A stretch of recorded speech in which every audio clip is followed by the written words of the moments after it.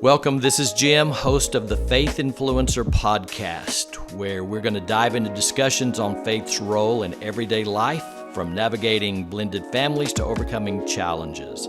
I'm a husband, a father, a Bible teacher, an advocate for applying faith to everyday life. So tune in as I share personal stories, valuable insights, and practical wisdom. Welcome back to Faith Influencer. This is Jim Cunningham. I'm excited to jump in today. I hope you're having a good day, and we're going to touch on something that's a little more personal today. So those are always a little more difficult for me to share, to be honest, because I'm not always good with being vulnerable, but I'm going to share some of my personal feelings because I think that it will help you as you navigate this. And this is what we're going to talk about today. We're going to talk about navigating guilt parenting if you've been through a divorce. So there is guilt parenting just in general, but it's a whole different ballgame when you've been through a divorce, and especially if you have a blended family. But just going through the divorce and then parenting after that, guilt parenting is a real deal. And so there are going to be some of you who are going to really be able to resonate with what we're going to talk about. I'm looking forward to you helping us in the comments and sharing your thoughts on this, and I'll say more about that as we go. But guilt parenting comes from lots of different sources. There's sometimes feelings of failure. That certainly was my case. Sometimes you're feel guilty over the impact that it has on the children. That was a big one for me. Sometimes you have this desire to somehow, even though you've been through a divorce, make it all right and better for the kids as if they didn't go through that. That's a tough one to accomplish. So there are common problems when you've gone through a divorce that we all share together, and I want to walk through those today. So hopefully this will be helpful, and let's jump in and get started. One, there's this guilt of separation. And when I say a guilt of separation, I mean the guilt over having disrupted your kids' lives. That is a real guilt, and this is the part, I'll be personal. That probably was the strongest emotion that I went through, that I felt going through a divorce, was the guilt of what have I done to my children. Now, if you've been through that, even if let's say you weren't at fault. Now, I tend to think that everybody has some input when you go through that. But it doesn't matter. You still take that on, right? You take on the guilt that your children's lives have been disrupted. And I'll tell you the truth. It's been a long, long time since I went through that. My kids were 11 and 13, and they're grown and out of the house now. Do you know how easy it is for me to still go back there in my mind if I allow it? Do you know what I'm talking about? Anyone can relate to that. You've been through it, years have passed, but it's real easy for you to go right back there and feel that guilt and that emotion all over again. I definitely can do that. But here's what happens. When you feel the guilt because you have disrupted your kids' lives, then too often your reaction to that becomes detrimental to the kids. So what am I talking about? Then you go from guilt parenting, and I'm going to call this overcompensating parenting. I mean, you begin to overcompensate in areas that aren't natural, that aren't necessary. Like, you begin to indulge your children. You begin to take away boundaries and discipline. You begin to adapt to a different lifestyle for them, create a whole different lifestyle because you've been through a divorce. And you know what that does? That just creates more insecurity in their lives. Plus, it's not healthy for them as you go through that. So the guilt parenting never turns out good. Guilt parenting never works out so that your children are better off because you've changed your parenting style related to your guilt. So Let me help you overcome the guilt parenting with just this one idea. Here's probably, I'm going to be honest with you now. Here's probably the biggest regret that I have as related to my children having gone through divorce. And it was this: I did not talk openly with them about it enough. It was it was so painful. Who wants to talk about it? Let's just go on and try to find happiness. And I had my kids most of the time after the divorce. Now I look back and I realize that it was painful for me to talk about. Besides all the other things that went along with it, like embarrassment and shame and on, it was difficult for me to talk about it. But you know what? They needed that. I, I I'll be honest, I didn't even realize it. I didn't have someone like we have now who's gone through the experience sharing with you. I didn't have that at the time as it related to parenting. And so we didn't talk about it open. We didn't sit down. I didn't take my children and put them on the couch and or go out to eat and have a casual conversation and just check in on them. Just see how they're doing, how they're going through this. It was almost a subject we didn't talk about. They they didn't feel open enough because they could tell I had a resistance to it. They didn't feel open enough to come to me and ask me questions, but I promise you they had them. They had some insecurities that they didn't know how things were going to work out for them in the future. What does this mean? Are we gonna still live in our house? Do we keep our furniture, or does their mother take it? Do we all of these little things that go through a kid's head? Am I going to go to the same school? What all is changing? I That stuff never crossed my mind. I guess maybe I was so self-absorbed with going through it myself, I didn't realize some of the things they were going through. And that's probably the biggest source of regret I have now, looking back. Um, Now we can talk about it. We don't talk about it a lot because it's been so many years, but now we can certainly talk about it more openly. But they needed it then. So let me say the guilt parenting and the guilt of separation, that the parents aren't together now, can become very detrimental to your children if you don't handle it well. So let's go on to the next one. Now you know my biggest regret. And by the way, if you're not communicating with your children and you think that it's going to make them sad, or that it's going to make them unhappy, or they don't want to talk about it, get that out of your head. They need to communicate about it. And if you have a child that's not a good communicator, because you probably do, if you have more than one kid, one of them is going to be more open than the other. You got a child that doesn't want to talk about stuff, they really more introverted. um, Bring it out of them. Sit down and talk with them and learn how to ask questions to bring that out. So there's that guilt of separation.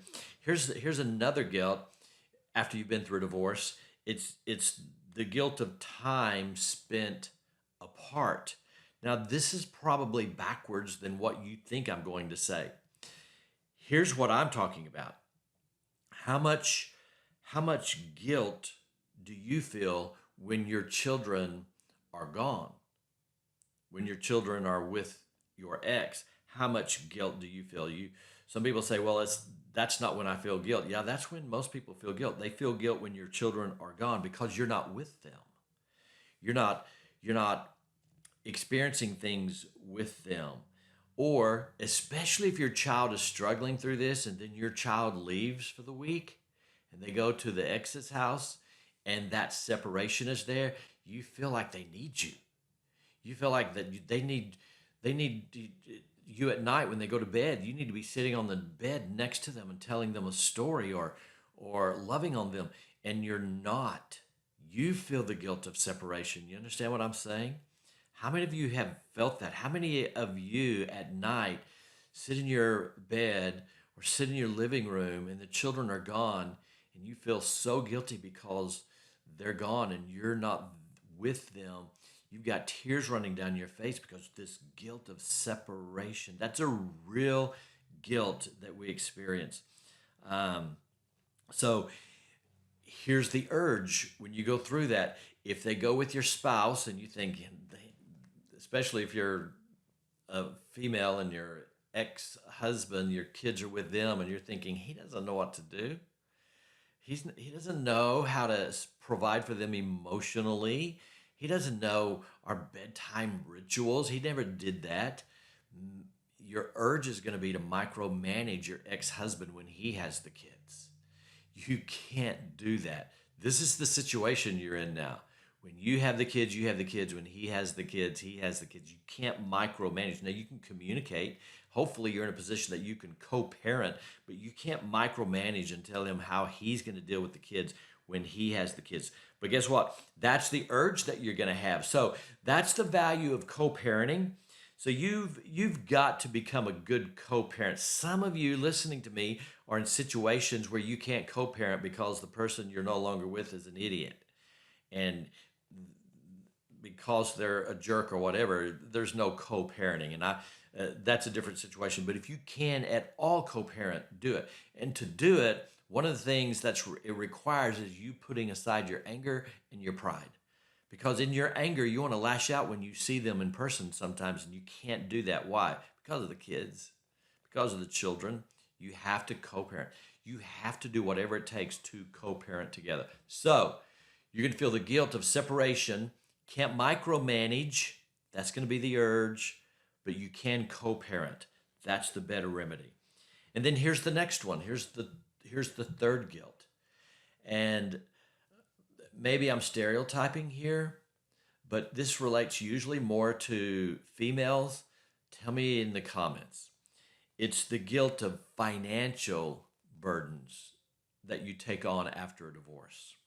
Sometimes after a divorce, it becomes very difficult financially because now you don't have two incomes, you have one income.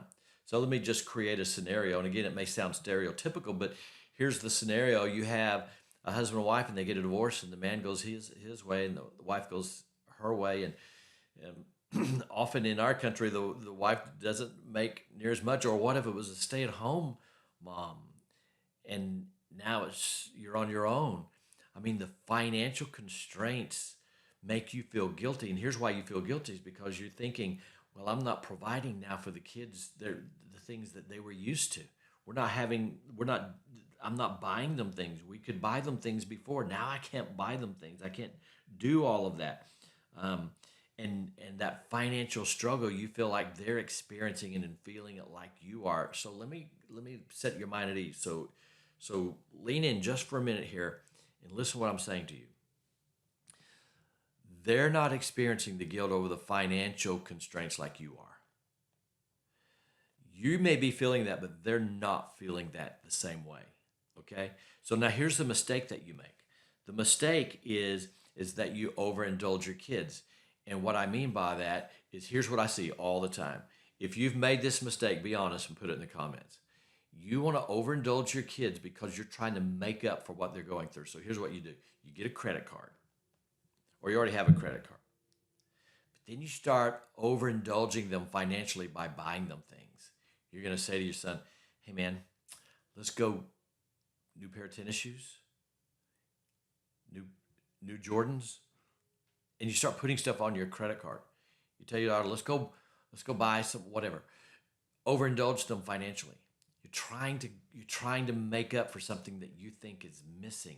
And do you know how many times parents think that if they do more for their kids financially, it's gonna correct what they're experiencing? It's not. That is not what you do. That's what you never do. Don't overindulge them financially out of your guilt. Okay? Is that really clear? Because I see this all the time. They do not need to experience material goods to be better. That's not what they need. Here's what they need. They need personal, emotional, memorable time together with you. That far outweighs anything you can buy them. So get that in your head as a solution. Stop thinking I'm going to buy them something to make them happy. No, that's not it. Oh, it might make them happy temporarily, but that's not it. If you want to touch them emotionally and make them happy and to feel better and to help them get through this, then do stuff together. That's what you do. Have a game night. Maybe you've not done that before. Go get a deck of Uno or whatever and gather around the table and say, all right, everybody get around the table. We're going to play Uno tonight. Or if you're like me and you go way back, I used to play at night Yahtzee with my mother and have a game night. That's way more meaningful to them than for you to go buy them something that's temporary. Do something together. Go on family hikes together. Or have a time of cooking together. Go in the kitchen and mess up the kitchen and cook something together and have fun there. So what I'm saying is it's focusing on quality time is such a better remedy to getting through this difficult time than thinking you need to put something on the credit card and buy them something. So please hear what I'm saying to you. Quality time is always, always better. And then let's touch on one other thing, and this is a little touchy, but the guilt of a new relationship. Now, I've been through this one for sure. And so I've learned how to navigate this, but I've talked to 1,000 people about it. And so let me help you through this. So now here you are, you've been divorced, some time has passed, and you've met someone else. Now, do you know what you're probably going to be tempted to do? Hide it. That's what most people do. They hide that relationship. Sometimes, and this was my case, sometimes the ex is going to say something when they learn about it like this. This is what they're going to say. You better not get our kids around that person. That's what they're going to say. Well, tell your ex to shut up. They don't have any say-so what's going on in your house. So you're not going to take on their insecurities or whatever. So mark that off. You're going to feel guilty when you enter into a new relationship, and you're going to feel like you need to hide that from your kids. And so you sneak around and have these phone conversations, or you go out on a lunch date or whatever, and you're lying to your kids about what you're doing. That's never the best way to go. I understand why someone would do that, though. I understand the guilt of that.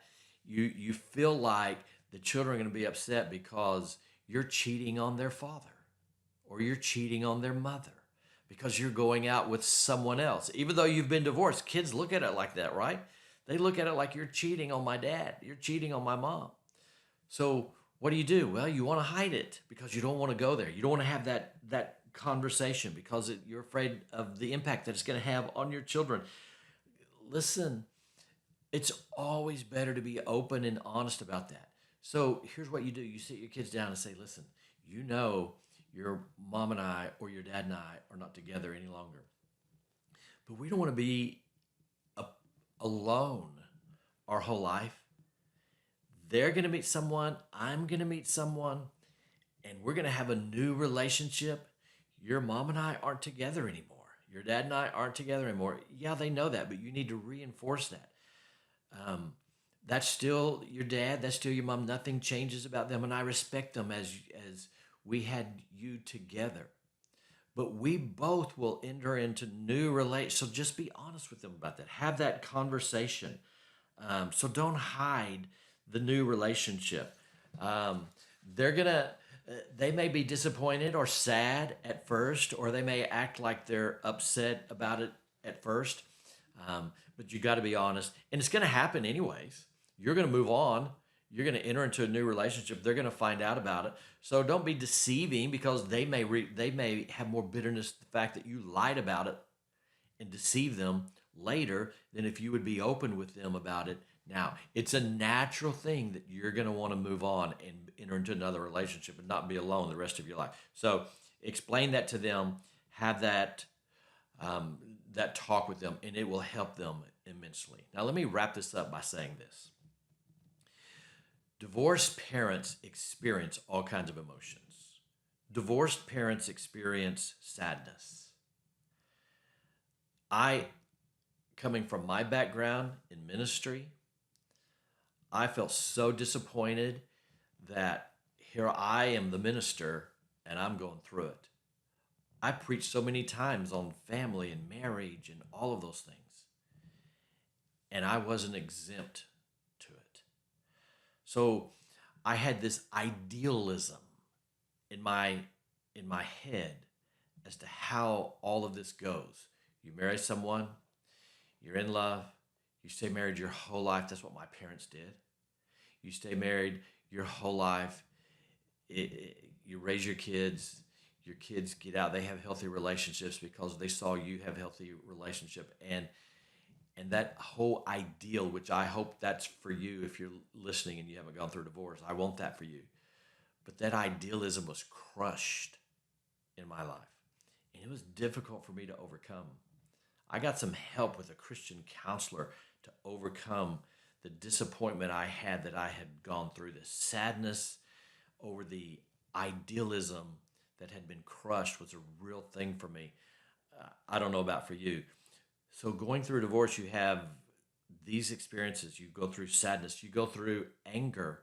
Sometimes you go through anger just because you've gotten there. Sometimes you go through anger at your spouse, an intense anger because they put the whole family in this situation, and you may need to get some real help to forgive them because you have to forgive them. Maybe it's anxiety is a real emotion because of the uncertainty that awaits you, that's in front of you. That anxiety post-divorce is real. All of these things cause from you an emotional withdrawal if you're not careful. Because you go through these emotions yourself that are real, you begin to withdraw. And when you withdraw, you may not even notice that you're pulling back from your children. And they don't know why. And when you withdraw emotionally and you're going through these things post-divorce, then you become this moody person that your kids never know. Are you going to be the happy mom or the upset mom? You're going to be the smiling dad, or are you going to be the in a bad mood angry dad? You go through this moodiness because you're going up and down emotionally. You have to level off. So here's what I'm going to encourage you to do. One, pray. I mean, that's always a good way to go, right? This is called Faith Influencer for a reason because we're under that umbrella. Pray. Ask God to give you peace through this uncertainty. Ask Him to level out your emotions. Ask Him to enable you to overcome these things like sadness and anger and anxiety, and to give you this real inner peace. So pray about it. Read your Bible. The Bible has a lot to say about this subject. And then I always encourage people, listen to uplifting music. That's one of the greatest things you can do is listen to music that I listen to worship music, and that really affects my spirit. I understand now why in the Old Testament Saul, going through sadness, had David come in and play the harp, because music can have that effect on you. Have the right friends, and if you need to sit and talk to a professional, a counselor, a Christian counselor, then do that. So these are the real emotions that we go through post-divorce. I'm excited to hear about you in the comments, what you have to say, maybe your experience, or maybe there's some other things we haven't talked about. As always, thank you for joining us at Faith Influencer, and we will see you next time.